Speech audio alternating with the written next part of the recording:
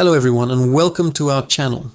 Today we're diving deep into a topic that affects every single one of us, yet it's often the first thing we sacrifice in our busy lives: sleep. Think of this as our sleep lecture, a journey into the world of rest and rejuvenation. Have you ever found an old diary filled with forgotten thoughts and memories? Our relationship with sleep is a bit like that. It's a fundamental part of our existence, yet we often neglect its story, forgetting the vital role it plays.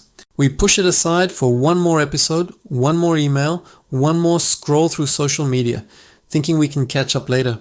But can we really? What are we losing in the process? Let's start with the basics.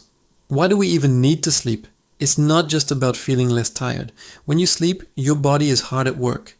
It's like a highly efficient night shift crew that comes in to repair, restore, and reset your entire system. Your brain, in particular, gets a major cleanup. During the day, it accumulates metabolic waste products. Think of it like clutter building up in your mind. When you sleep, a special system called the glymphatic system kicks into gear, flushing out these toxins. This is crucial for maintaining cognitive function, memory, and overall brain health. Without this nightly cleanse, things can get pretty messy upstairs. This cleaning process is directly linked to our ability to learn and remember. Have you ever tried to study for an exam by pulling an all-nighter? You might cram a lot of information in, but how much do you actually retain? Research consistently shows that sleep is essential for memory consolidation. It is the process where your brain transfers new information from your short-term memory to your long-term memory, essentially filing it away for future use. So that good night's sleep after a study session isn't a luxury. It's a critical part of the learning process itself. It helps you connect new knowledge with what you already know, making it more meaningful and easier to recall. But it's not just about your brain. Your physical health is deeply intertwined with your sleep patterns. While you're in dreamland, your body is repairing muscle tissue, growing new cells, and releasing important hormones. Growth hormone, for example, is predominantly released during deep sleep. It's vital not just for kids, but for adults too, helping to maintain muscle mass and repair cellular damage. Your immune system also gets a major boost. Sleep deprivation can weaken your immune response, making you more susceptible to illnesses. That's why when you're feeling sick, your body instinctively craves more rest. It's nature's medicine. So we know sleep is important. But what does a good night's sleep actually look like? It's not just about the number of hours. It's also about the quality. Our sleep is structured in cycles, each lasting about 90 minutes. Within each cycle, we move through different stages of sleep, from light sleep to deep sleep, and finally to REM sleep, which stands for rapid eye movement. This is the stage where most of our vivid dreaming occurs. Each stage serves a unique purpose. Deep sleep is primarily for physical restoration, while REM sleep is crucial for emotional regulation and memory consolidation.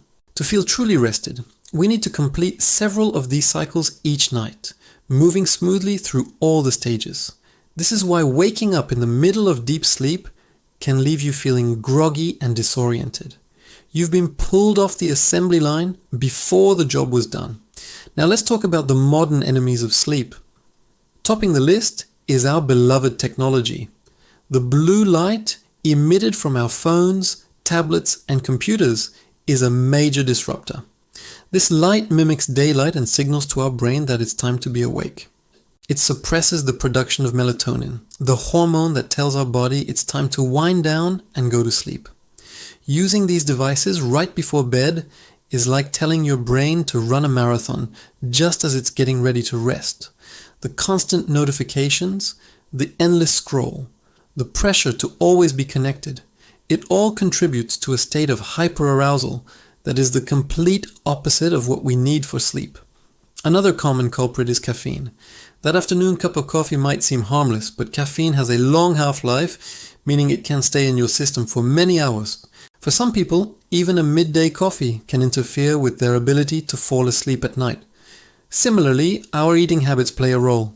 A large, heavy meal close to bedtime can cause indigestion, and discomfort, making it difficult to rest.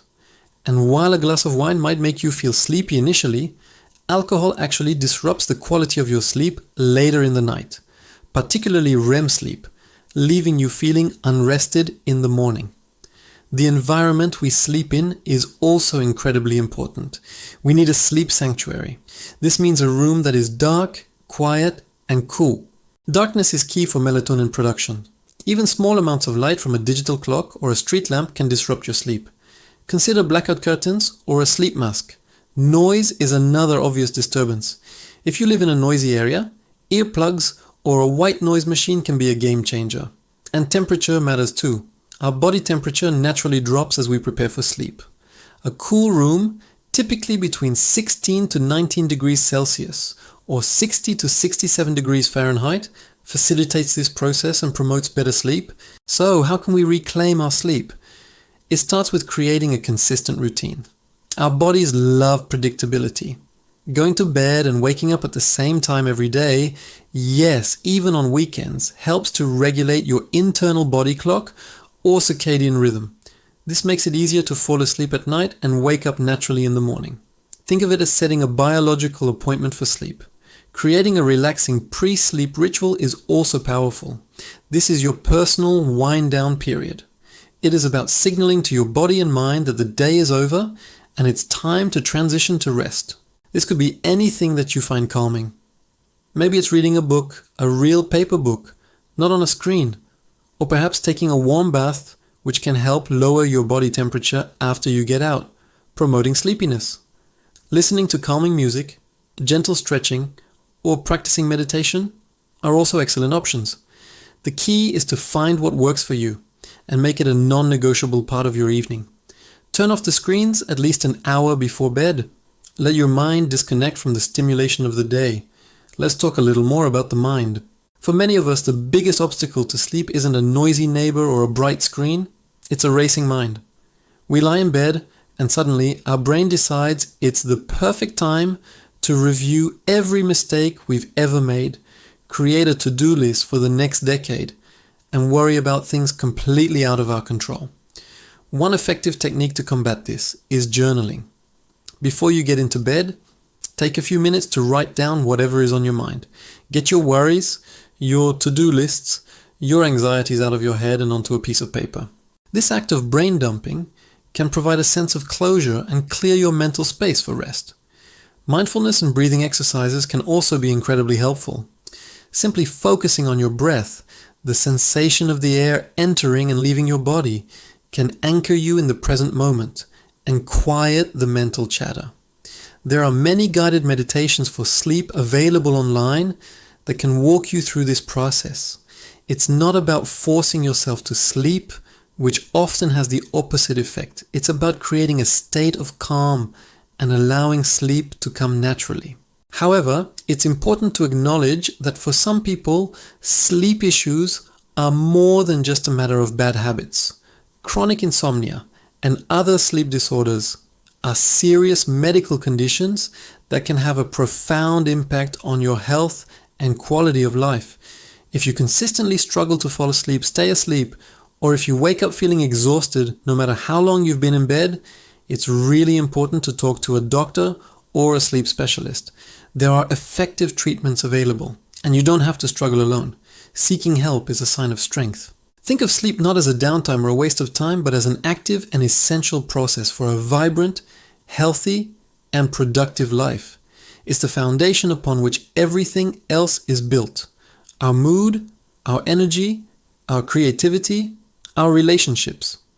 By rediscovering the forgotten pages of our own sleep story, we can begin to write a new chapter, one filled with more energy, clarity, and well-being.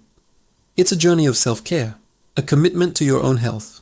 So tonight, I challenge you to approach your sleep with a new sense of intention.